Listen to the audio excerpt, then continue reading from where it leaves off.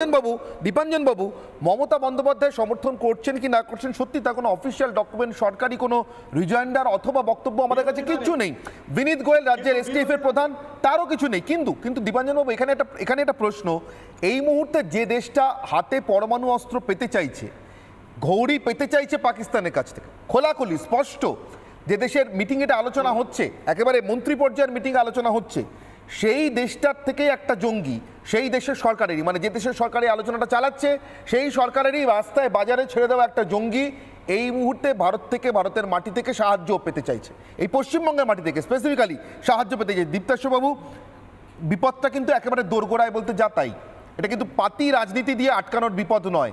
মানে এখানে বিজেপি তৃণমূল করবেন না আশা করি। না, আমি করছিও না আশা করি। মণিবাবু, আমি যেটা বলবো চুপ করে শুনবেন। দেখুন, এখানে বিপদটা কোথায়? আজকে এই যে চট্টগ্রামে স্পেসিফিক্যালি গত দুদিন ধরে যে অ্যাটাকটা শুরু হয়েছে, এই অ্যাটাকটার কারণ কি? আজকে বাংলাদেশে যা হয়েছে বা আরব স্প্রিং যেটা, এর পেছনে যে ওয়েস্টার্ন ডিপ স্টেট আছে সেটা আমরা আজকে আশা করি সবার কাছেই পরিষ্কার। আরে স্ট্রেট বলুন না, মার্কিন ডিপ, এ নিয়ে কারোর কাছে কোনো সন্দেহ থাকা উচিত নয়। এবার এই যে ওয়েস্টার্ন ডিপ স্টেট বাংলাদেশে একটা এত বড় ঘটনা ঘটালো, তারপরে তার তো কিছু লক্ষ্য থাকবে, কিছু তো ফায়দা সে নিতে চাইবে। তেমনই একটা ফায়দা হচ্ছে চিটাগাং পোর্ট আর Chittagong hill tract. Chittagong hill ট্র্যাকটা যদি তার কবজায় থাকে, তাহলে একদিকে যেমন ইন্ডিয়া থেকে মায়ানমার হয়ে যে পুরো আসিয়ান যে ট্রেড রুট, সেই ট্রেড রুটটা তার কন্ট্রোলে রইল, এবং আর একদিকে চিটাগাং পোর্টটা কন্ট্রোলে থাকলো, মানে পুরো বে অফ বেঙ্গল এবং সেখান থেকে পুরো ইন্ডিয়ান সাবকন্টিনেন্টের ওপরে নজরদারি চালানো যাবে। এবার দেখুন, এইটা করতে গিয়ে কি করা হচ্ছে? এইটা করতে গিয়ে একটা এথনিক ক্লিনজিং চালানো হচ্ছে, কারণ ওখানে যে চাকমা, বৌদ্ধ, হিন্দু যারা থাকে তারা কিন্তু কখনোই কোনো ভারত বিরোধিতার হুজুগে আশ্রয় দেয়নি। আপনার মনে থাকবে, যখন এর আগে 2001 থেকে 2008 বিএনপি এবং জামাতের সরকার ছিল, জাহাজ ভর্তি করে অস্ত্র এসেছিল চিটাগাং পোর্টে, এবং সেটা ধরা পড়ে যায়। সেটা ধরা পড়ে কারণ কি? সেখানকার সাধারণ মানুষ সেই খবরটা দিয়েছিল, সেই জাহাজ সমেত ধরা পড়ে। আমি আজকে শোয়ের শুরুর আগে আমি লিখছিলাম যে এখানে কিরমভাবে চিটাগাং হিল ট্র্যাকে সেখানকার আদিবাসীদের ওপরে অত্যাচার চালানো হয়েছে। এখন আমি যদি সেটা বলতে চাই, মানে পুরো প্রোগ্রাম চলে যাবে, আমি বলছি না, শনিবার করেওছি আমরা না, শুধু আমি একটা হিসেব দিই যে ডেমোগ্রাফিক চেঞ্জ এটা যে কতটা ভয়ঙ্কর হতে পারে। 1971-এ চিটাগাং হিল ট্র্যাকে যেখানে উপজাতি জনসংখ্যা ছিল 98%, 2000-এ আস্তে আস্তে সেটা কমে হয়ে গেছে 50%, এবং 1974-এ যেখানে ছিল 11.6% সেটলার, যাদেরকে সেটলার বলা হচ্ছে, এবং এই সেটলারদের বাঙালি বলা হয় কারণ তার একটা কারণ আছে। যখন বাংলাদেশ স্বাধীন হয়, তাদের বলে যে উপজাতি পরিচয় ছেড়ে তাদের নিজেদের সবাইকে একটাই পরিচয় আসতে হবে, সেটা হচ্ছে বাংলাদেশি এবং বাঙালি পরিচয়। বাঙালি মানে এখানে কিন্তু বাঙালি হিন্দু নয়, এবং যাদেরকে বাঙালি সেটলার বলা হচ্ছে তারা নিজেদেরকে বাঙালি বলে মনে করেও না কোনোদিন। এবার এই যে পরিস্থিতি, এবার আপনি ভাবুন, যখন খাগড়াগড় বিস্ফোরণ হলো, আমাদের গভর্নমেন্টের কি রিয়াকশন ছিল? যে না, ওটা এমন কিছু না। ঠিক কবির সুমন একজন সাংসদ ছিলেন, তিনি গিয়ে একটা বড় মিটিংও করে চলে এলেন বর্ধমান শহরে, যে কেন ধরা হয়েছে, কেন অত্যাচার করা হচ্ছে, সংখ্যালঘু নির্যাতন, সংখ্যাগুরু নির্যাতন, অনেক কিছু বলে চলে এলেন। তারপরে কি দেখা গেল? অজিত দোভাল এসে মমতা ব্যানার্জির সাথে সেই সময় একটা মিটিং করেন নবান্নে, এবং তারপরেই দেখা গেল টপাটপ জঙ্গি ধরা পড়তে শুরু করলো পশ্চিমবাংলার বিভিন্ন মাদ্রাসা থেকে, নদিয়া, মুর্শিদাবাদ, মালদা। খারিজি মাদ্রাসা বলুন প্লিজ, খারিজি অনুমোদনহীন খারিজি মাদ্রাসা। এবার দেখুন, এর পরের নেক্সট স্টেপ কি হওয়া উচিত ছিল? যে এই খারিজি মাদ্রাসাগুলোকে চেক করা এবং তাদেরকে বন্ধ রাখা, এবং যাতে সেখানে জঙ্গি কার্যকলাপ বাড়তে না পারে, যেটা বুদ্ধদেব ভট্টাচার্যও বলেছিলেন যে খারিজি মাদ্রাসাগুলো জঙ্গি তৈরির কারখানা। উল্টে আমাদের সরকার কি করলো? সেই মাদ্রাসার বাজেট বাড়িয়ে দিল, তাদের খারিজি মাদ্রাসাগুলোকেও প্রায় এক প্রকার অনুমোদন দেওয়া হলো, এবং তাদের বাজেটও বাড়িয়ে দেওয়া হলো। এই হচ্ছে। এবার আজকে যখন মণিবাবু বলছেন যে কেন দেবেন, মমতা ব্যানার্জির এগেনস্টে একটা কার্টুনকেও আঁকলে সে জেলে চলে যায়, আর এখানে একজন আল কায়দার জঙ্গি, সে যখন মমতা ব্যানার্জিকে একটা দেশদ্রোহিতার ডাক দিচ্ছে, মমতা ব্যানার্জি বা তার সরকারের কোনো বক্তব্য নেই, মমতা ব্যানার্জির বক্তব্য নেই, তার এসটিএফ প্রধানের বক্তব্য নেই, মমতা ব্যানার্জি সরকারের একজন সিকিউরিটি অ্যাডভাইজার আছেন তার বক্তব্য নেই, ডিজিপি রাজীব কুমার তার কোনো বক্তব্য নেই। আর তাহলে আমরা কি ভেবে নেবো যে বক্তব্য নেই মানেই মমতা ব্যানার্জি তার বিরুদ্ধে? কিন্তু আমরা তো দেখেছি এ রাজ্যে মুজিবের খুনি 50 বছর এ রাজ্যে বসেছিল, তারপরে তাকে ধরা হয়েছে, এখানকার রাজ্য সরকার নাকি জানতোই না।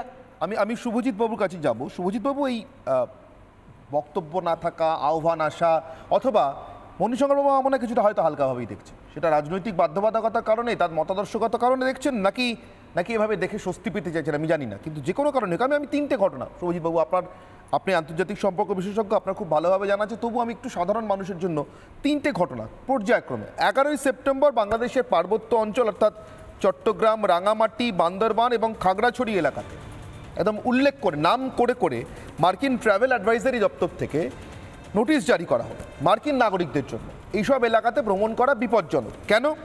কারণ হিসেবে উল্লেখ করা হলো সাম্প্রদায়িক হিংসা, অপরাধ, সন্ত্রাস, অপহরণ এবং অন্যান্য নিরাপত্তামূলক ঝুঁকি।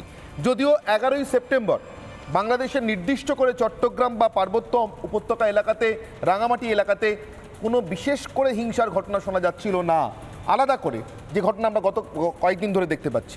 এরপর 14ই সেপ্টেম্বর 5 সদস্যের একটা উচ্চ পর্যায়ের মার্কিন প্রতিনিধি দল নিয়ে মার্কিন পররাষ্ট্র বিদেশ দপ্তরের দক্ষিণ এবং মধ্য এশিয়ার বিষয়ক যিনি প্রধান অ্যাসিস্ট্যান্ট সেক্রেটারি ডোনাল্ড লু, তিনি বাংলাদেশে পা রাখলেন এবং 15ই সেপ্টেম্বর তিনি বাংলাদেশ ছাড়লেন।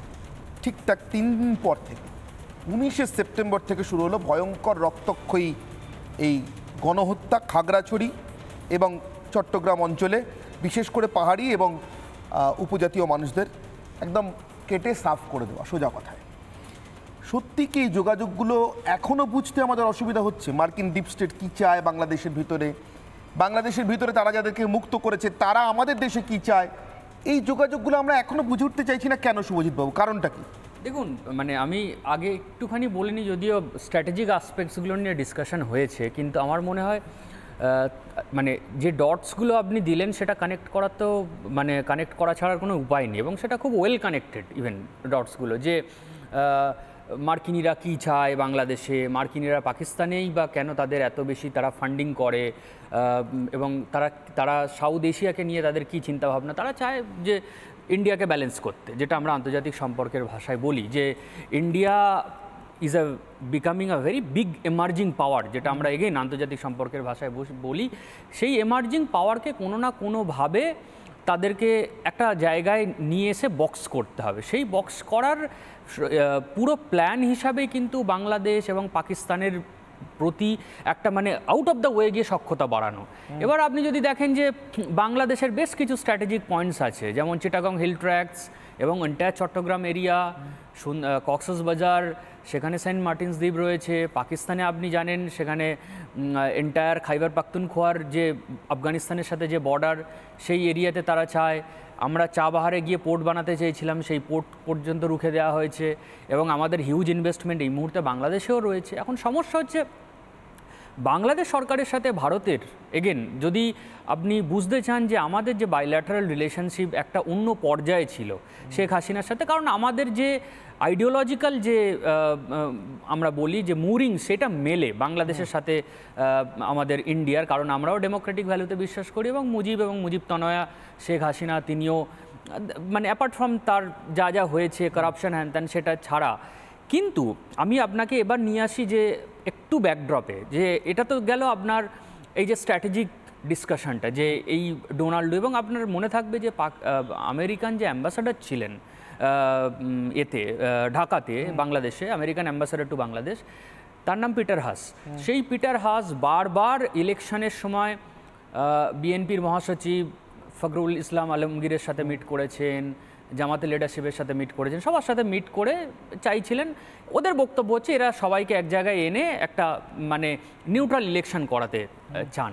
কিন্তু সমস্যা হলো যে একজন অ্যাম্বাসাডার কেন গিয়ে মিট করবেন? সে যদি আমাদের ইন্ডিয়ান অ্যাম্বাসাডারও যায়, আমি সেটারও বিরোধিতা করব, কারণ that is a Democratic sovereign country. সেখানে আমি আজকালকে যদি আমার এখানে রাহুল গান্ধীর সাথে যখন মিট করতে যায় বারবার ইউএস অ্যাম্বাসাডার, আমরা সেটাকে নিয়ে সমালোচনা করি এবং করার যথেষ্ট জায়গা আছে, কারণ আপনাদের কোনো বিজনেস